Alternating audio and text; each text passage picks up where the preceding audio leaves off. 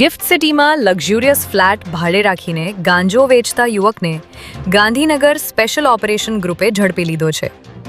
પોલીસની પ્રાથમિક તપાસમાં બહાર આવ્યું છે કે આરોપી અંકિત કક્કડ ગત 10 માર્ચથી આ ફ્લેટમાં રોજના 3000 રૂપિયાના ભાડાથી રહેતો હતો અને ગાંજાનું વેચાણ કરતો હતો.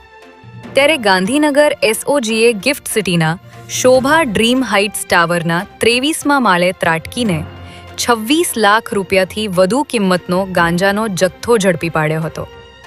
આરોપી આ ગાંજાનો જથ્થો 2 દિવસ પહેલા વડોદરાના તાંદલજા વિસ્તારમાંથી અનિકેત રબારી નામના શખ્સ પાસેથી લાવ્યો હોવાનું સામે આવ્યું છે.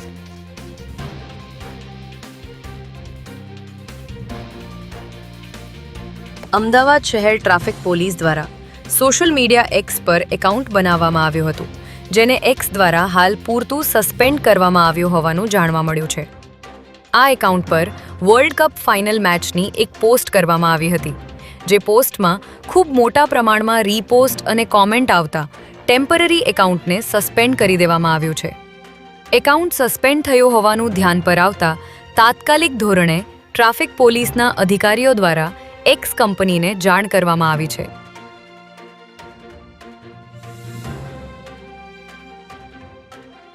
ગિરનાર પર આવેલા અંબાજી મંદિરના ભંડારામાં દારૂ અને નોનવેજની મહેફિલ થઈ હોવાનો વિડીયો સોશિયલ મીડિયામાં વાયરલ થતાં ખળભળાટ મચી ગયો છે. આ વાયરલ વિડીયોમાં 2 થી 3 લોકો બેફામ ગાળાગાળી કરી કથિત રીતે નોનવેજ આરોગતા અને દારૂ પીતા જોવા મળી રહ્યા છે. ત્યારે પવિત્ર ભૂમિ પર આ રીતની મહેફિલનો વિડીયો વાયરલ થતાં ભક્તોમાં રોષની લાગણી ફેલાઈ ગઈ છે. મામલાની ગંભીરતાને જોતા તંત્ર દ્વારા તાત્કાલિક અસરથી મંદિરના 10 પૂજારી અને 1 રસોઈયાને સસ્પેન્ડ કરી મંદિર પરિસરમાં પ્રવેશ પર પ્રતિબંધ મૂકી દેવામાં આવ્યો છે.